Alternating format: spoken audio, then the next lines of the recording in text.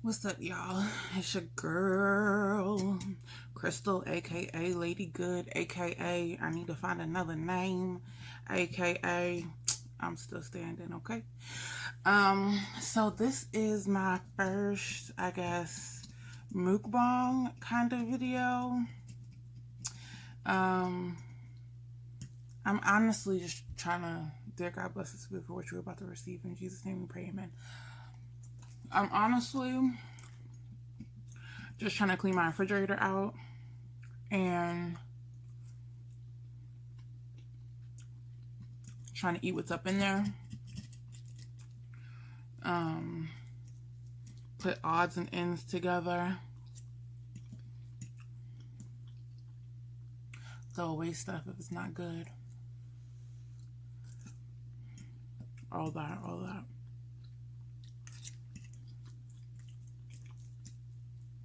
So this is my chicken broccoli casserole.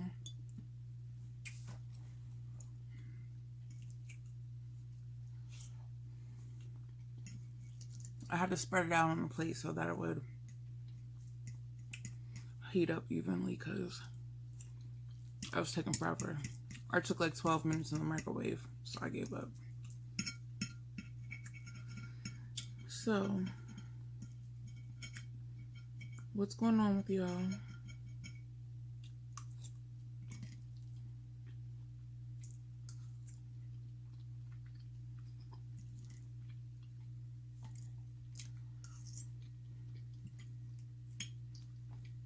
I don't know how people,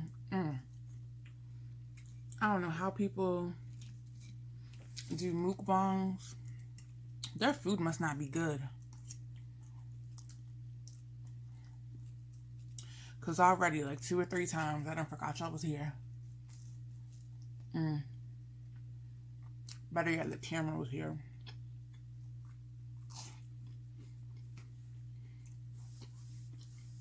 I done went about my merry way.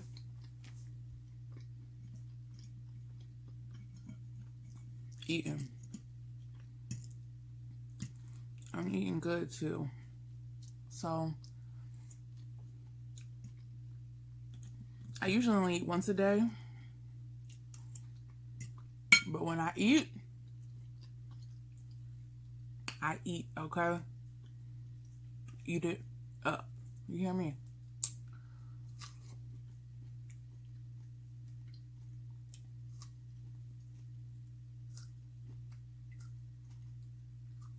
And I know I shouldn't do that, but I do.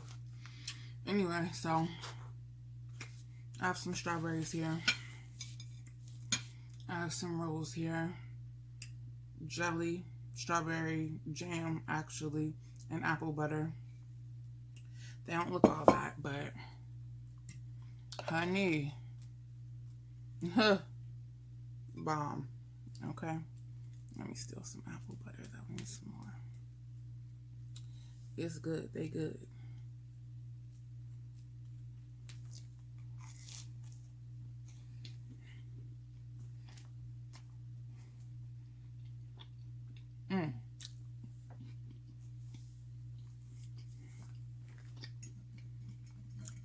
Anybody who knows me knows I love a good old nasty roll. I love me some bread.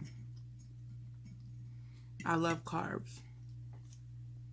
Bread, potatoes. I live.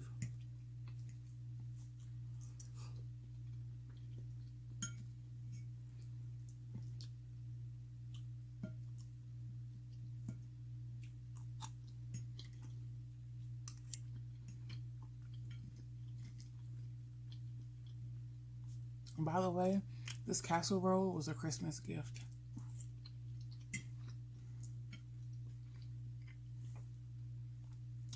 Just when you've given up all hope in humanity, here comes someone giving you a casserole for Christmas. Okay?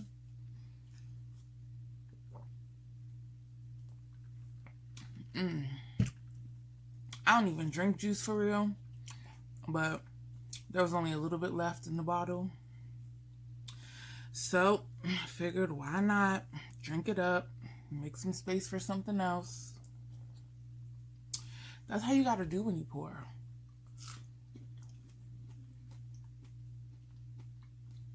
You gotta make it work.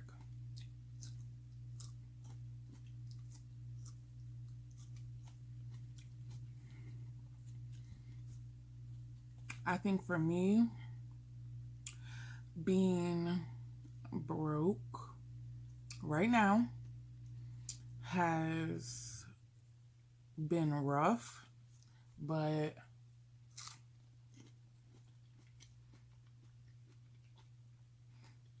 it's really challenged my creativity.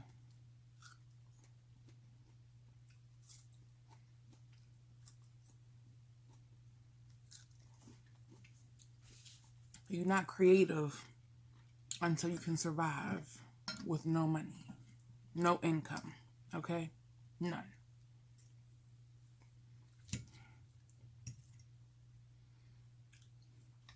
But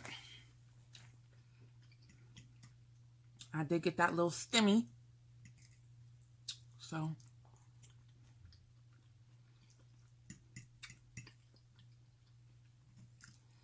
that will help a little bit. I don't know help for what, but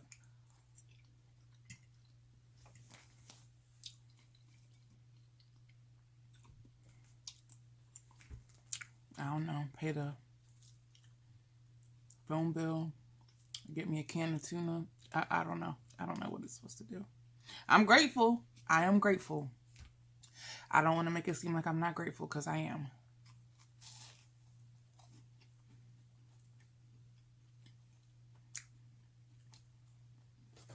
But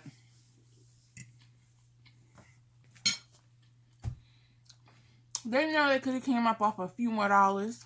They could have. Now,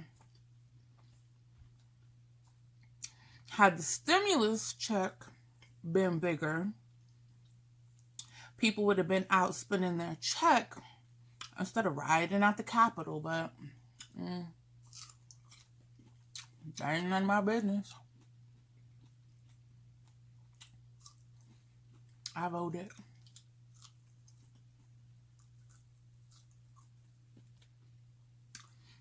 I did my part. Okay.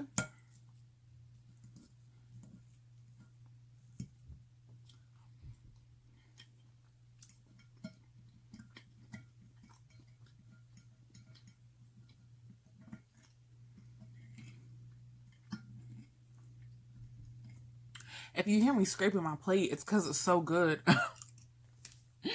I'm trying to get I still got a half a plate left. Don't matter. I'm trying to get every last drop, okay? I'm not trying to miss one. None. At all. Nowhere. If you stick to the end, I might lick a plate. Shoot. Shoot. Every banger.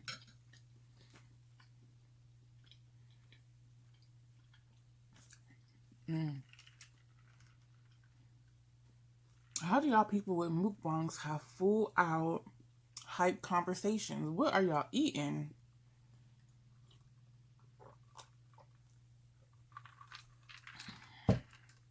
Actually, I was supposed to go out today.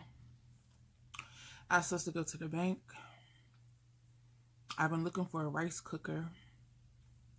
I was going to go try and find one, because someone just sent me the money to go buy a rice cooker instead of sending it in the mail. I don't blame them.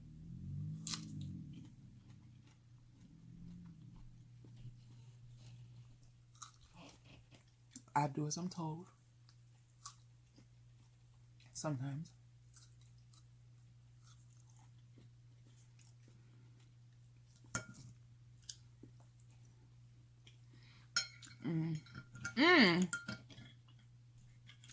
I remember the whole point of this video.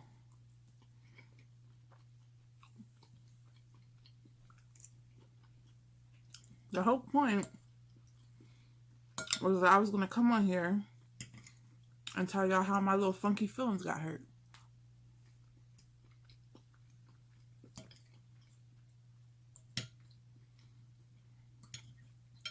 By that man from Idaho.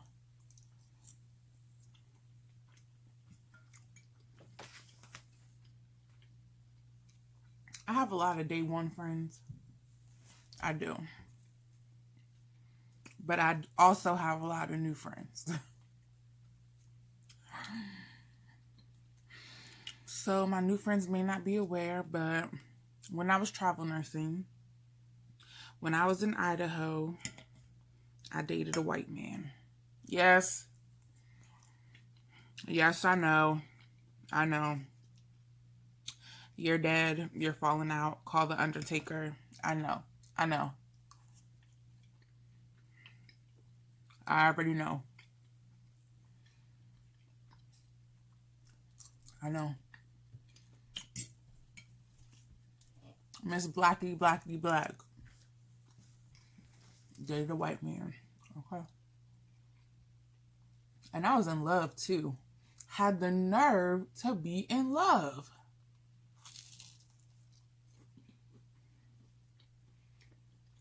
Not in love. Yeah. In love.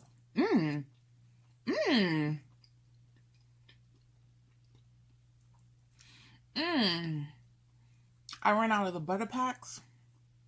So I just used this new butter that I bought. Banging.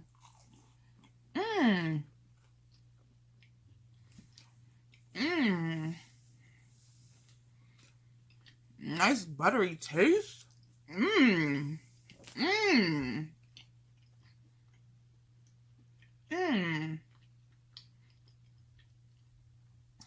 Little residual taste. That was good. And I think before I even get into Idaho, I know people who don't know me probably think that I'm exaggerating, but nah. My food really be banging, okay? Ask the people who come to my house and eat.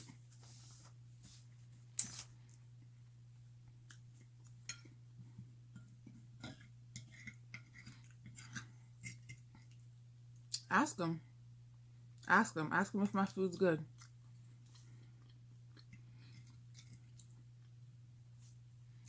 Ask people, anybody who's been here. Let me see. This has the extra butter plus the apple butter. Let me see. Let me see what it's hitting on.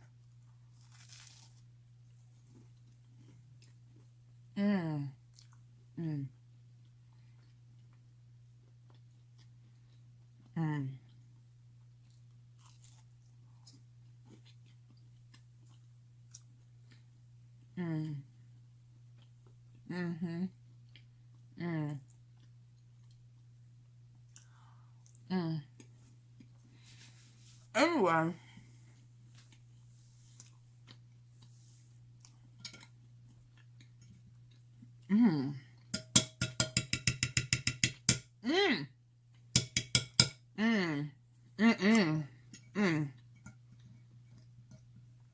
That was good. That was good. I'm gonna have to make some more rolls. And I'm full. Woo.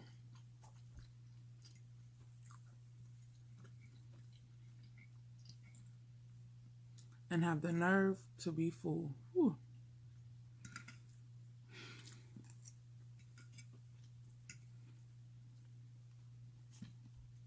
This is why I'm not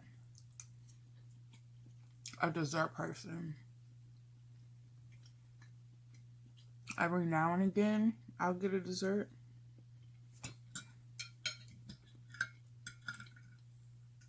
But for real, I'd rather have a casserole. Okay? You keep the cupcakes. I'm going to keep the casserole. And that's just how we're going to do that. and keep it moving. Mm. Mm.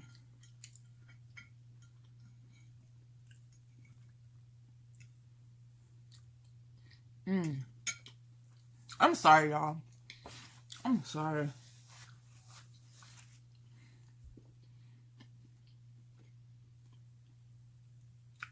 I'm sorry. It was good. I'm sorry.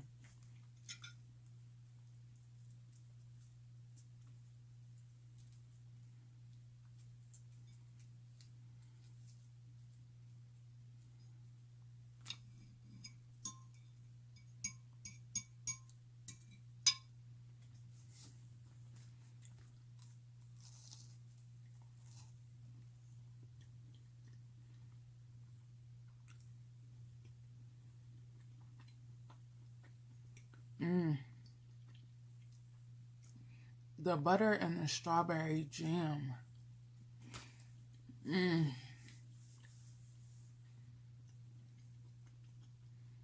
That's the move right there. That's the move.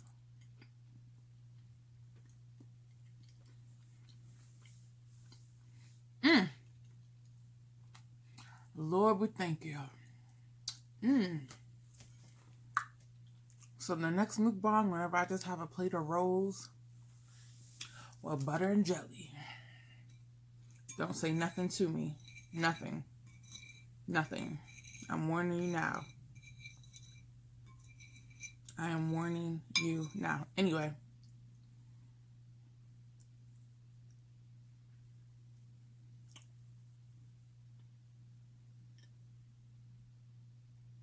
I don't like that. Mm. The boy in Idaho. So, new friends. Yes, I dated a white man. And we dated for a couple of months. My dad died. He was there. My mom was sick. Put on life support. I didn't know if she was going to die. I was trying to make literally life and death decisions from halfway across the country. Like, and shout out to all my friends that while I was away took my mom's stuff. I had people bringing her underwear. People took her Chinese food.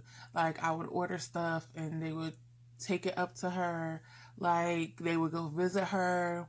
And I'm not even talking about just the hospital in Cumberland. Like, in Morgantown, people were driving over there to visit her since I couldn't be here. And when I tell you I appreciate that, literally from the bottom of my heart, I appreciate that. Even though she was seeing dead people, she was a little bit crazy. Excuse me, she got an infection and it got so bad she was hallucinating. Y'all hung in there. Y'all went and saw her, and I appreciate that. Anyway, back to the boy from Idaho. And when I tell you I fell hard, and honey, I fell fast, okay? Like, it was something out of a movie. Anyway, so I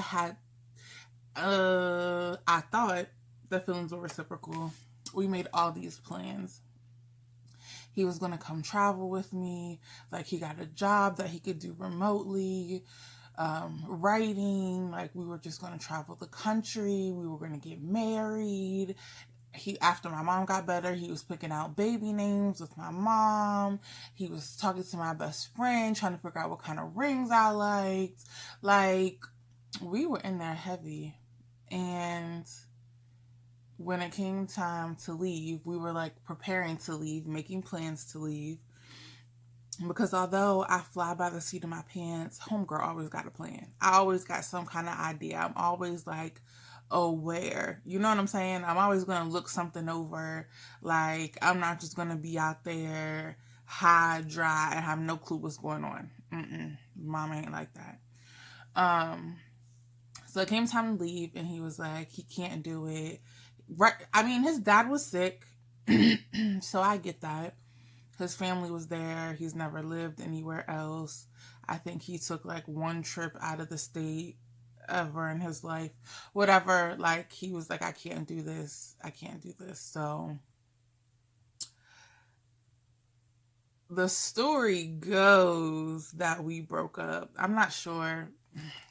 He said I broke up with him, but I don't remember. Although I probably did. Because don't lie to me. Like, don't lie to me.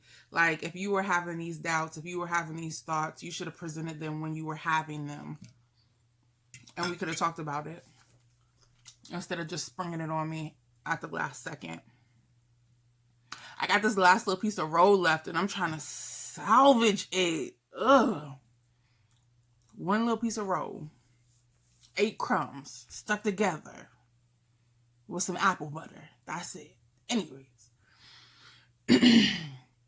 So when I tell you my heart was broken, like I had to take time off. I had another contract lined up. I was like, either you're going to have to cancel this contract or push the start date back. Like, I can't do this. I absolutely cannot. And I had to drive from Idaho all the way back across the country to Maryland with a broken heart, crying, driving through remote mountains, lands, roads, crying, trying to see through my tears, heartbroken.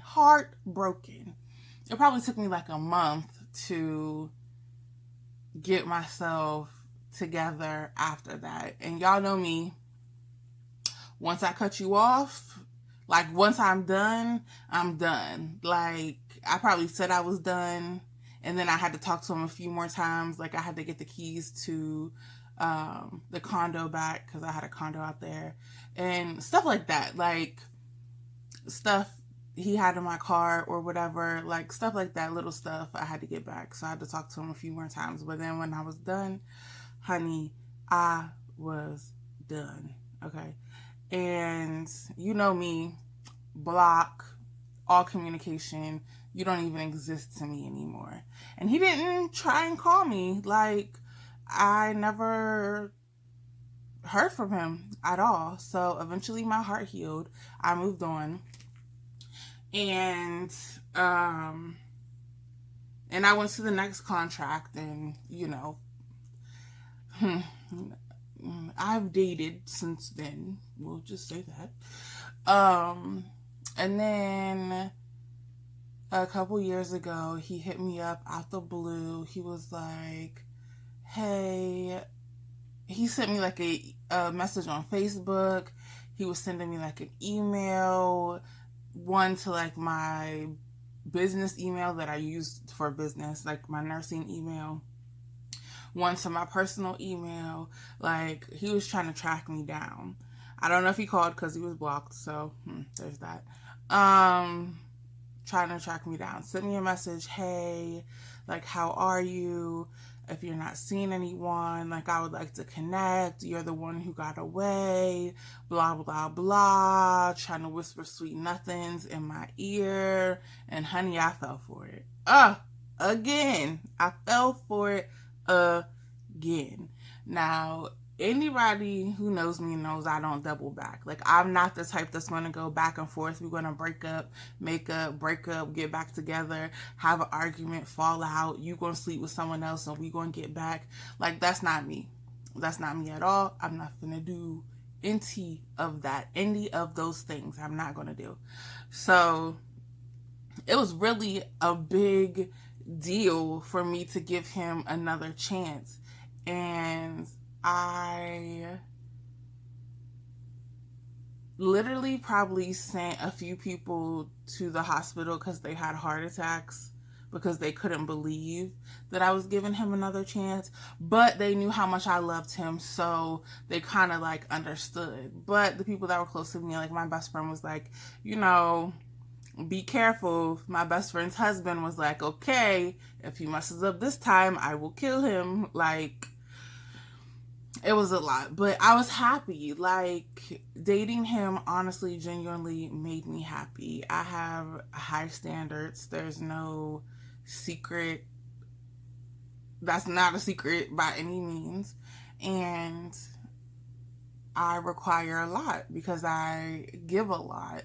So, and that's why my standards are the way that they are. Like, I need to know that no matter what, even if I don't give anything, like, I need to know that your heart is in this, because I will literally give everything that I have because I love you. You feel me?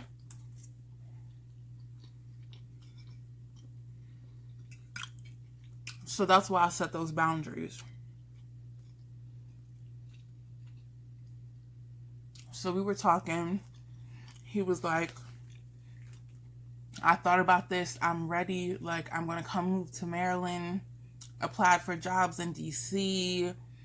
Applied for other travel jobs. Got another job.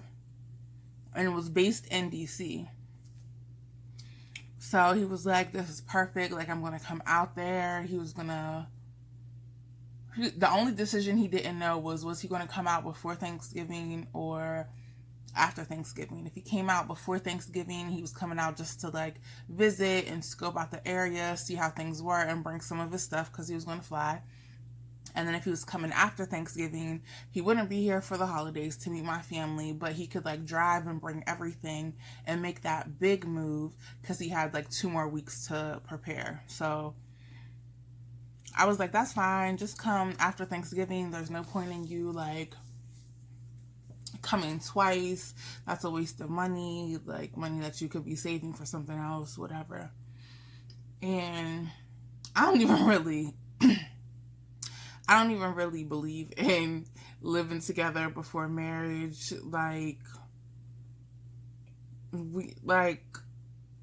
all my values went not out the window, but basically out the window. Like, it was just a crazy situation. He was moving halfway across the country, so I was like, you know, you can bend a little bit. I had 2 bedrooms. It wasn't really like a big deal. And this was the first person that I ever even like considered that for, like, ever.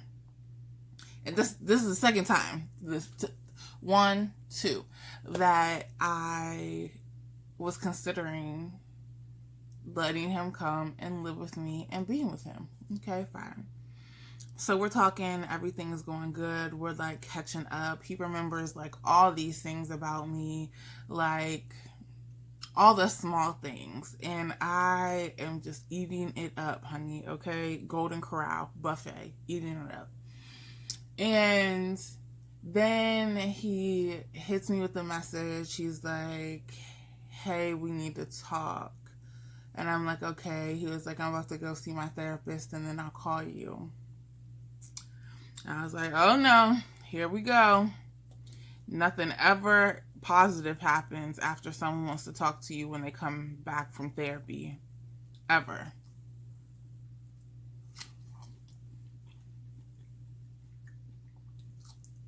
That was a good one. So, basically, you know how the story goes. He was like, I can't do it. He was like, my mom is sick. My brother is here. My nephews are here. Like, I can't do it. But this time, he made sure to have like a conversation with me. He was like, I don't want you to think that it was you at all. You're great. You're amazing. It's nothing that you did. Like, I love how much you love me. Like, it is me. It is just all me.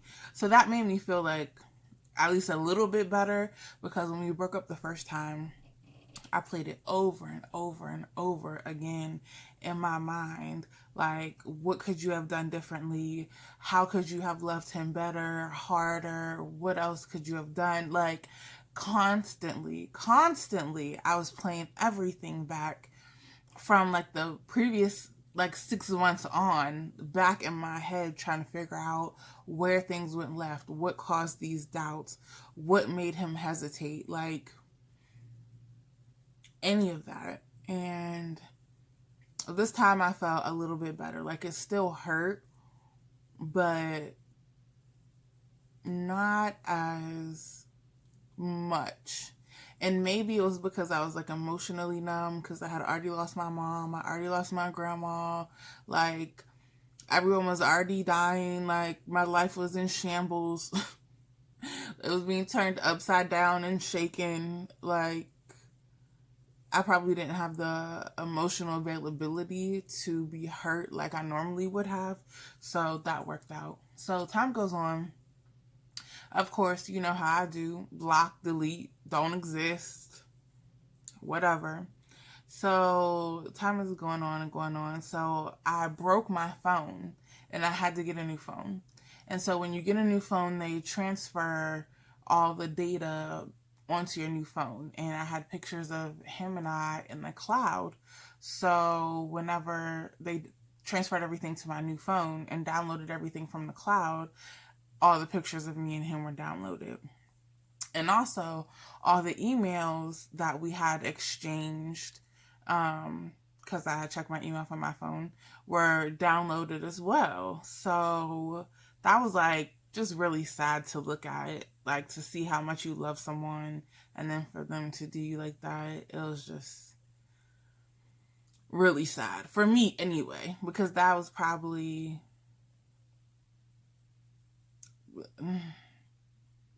he was probably top 3 of like people that I've ever loved the most anyways.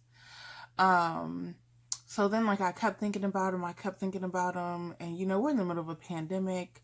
Everything that's important is being shown and revealed, and when they ask you like who is important, or to tell people that are close to you that you love them, I would always think about him. Like, this pandemic just did something to me. And it was only him. Like, it wasn't any of my other exes. It wasn't because I was lonely. It wasn't like any of that. It was just strictly him. And so I reached out to him and I was like, hey, and I didn't know what to say. And that was evident. I was like, hey, you know, I was just reaching out to you to see how you were, what was going on. I really don't know what to write, but I at least had to reach out to you. And so I emailed him and he didn't respond, which is unusual because I know he always, as long as I've known him, has had his email go to his phone. So I'm like, okay, I don't know if the email's the same. And then I was like, well, maybe he's dead. So, child, I was on all of Google looking for that man's obituary, okay? Searching funeral homes in Idaho. Oh, my goodness. So then, after probably like a week and a half, I sent him another email and I was like, hey, I'm not sure if you got my previous email, but if you don't want to talk, that's fine. Just at least let me know that you got it so like I can stop thinking all of these like crazy things and let it go if I need to, or something like that. Something along those lines. Probably not something as emotional, but you know, you get the picture, okay?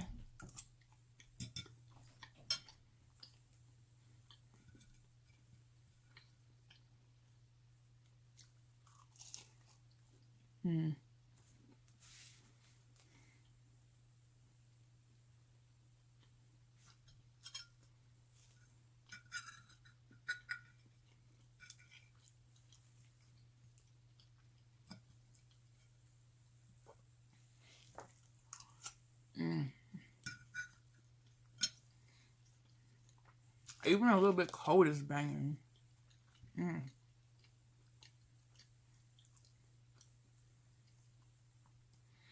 So, then he emailed me back and he was like, hey, I'm seeing someone. It's actually going really good. So that's why I didn't email you back. And part of me expected that because he's a really good guy. I will give him that. He's so nice, so sweet.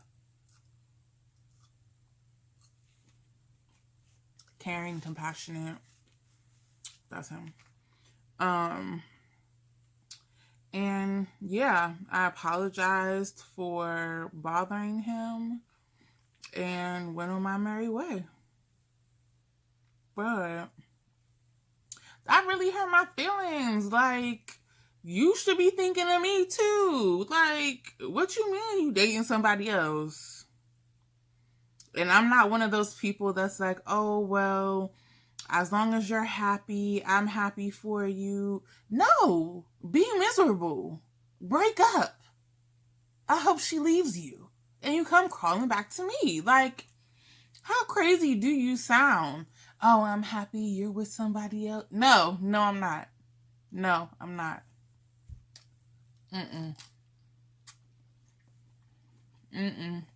Nope. I'm not. Not that one. Everybody else I'm happy for. Good for you. Congratulations. Who cares? But that one, that one stings. That one stings a lot. And I can't figure it out. Like, and I know it's not me. And I know they're irrational thoughts, but like, why doesn't he want me? Why doesn't he want to be with me? Of like, all people. Me?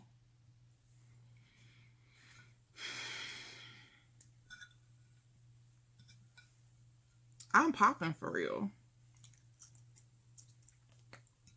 Me? You don't want to be with me? What's wrong with you? So, that's why my funky little feelings are hurt.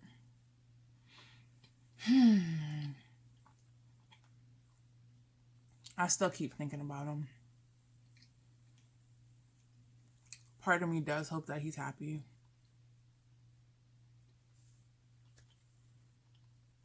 Not that happy, though. I don't want you to be extremely happy, unless it's with me. So, you can be a little bit happy, but be a little bit depressed, too. Have a little bit of a crappy life.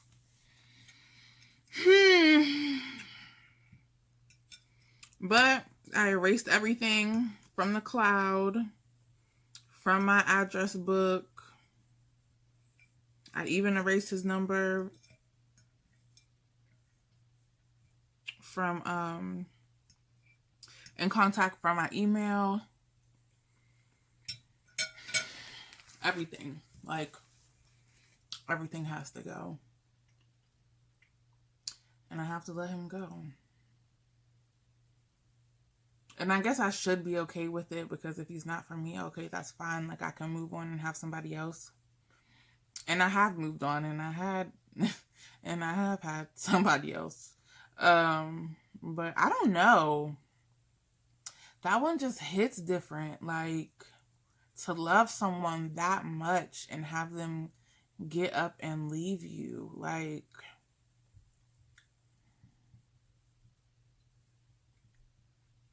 I think that's what changed the game for me. Like, I was already about leveling up. I already had standards. But after that, I was like, I'll be daggone if I cry for a dude that's not giving me everything that I want. Like, how dare I be upset?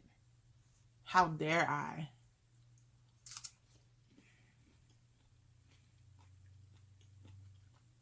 And even in this pandemic, like, it's really changed my mindset. Yes, I believe a man should protect and provide. Yes, I believe a man should be financially stable. Yes, I believe he should do all these things. But at the end of the day, I need to make sure that I'm good. I need to make sure that I'm doing what I need to do to fulfill myself, to make myself happy. Because it is another person, and they can get up and walk away at any time. So, until I'm married,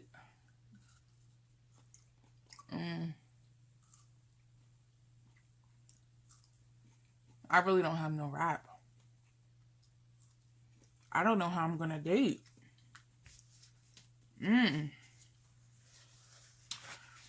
We're not even together and he's still changing the game. Like, I don't know. Anyway, this is your girl, Lady Good. Thank you for, ooh, thank you for watching my mukbang. Anyway, thank you for watching my video. Listen to me rant for my story time. I'll try and do more of these story times. And yeah, I'll see you in the next vlog. Deuces.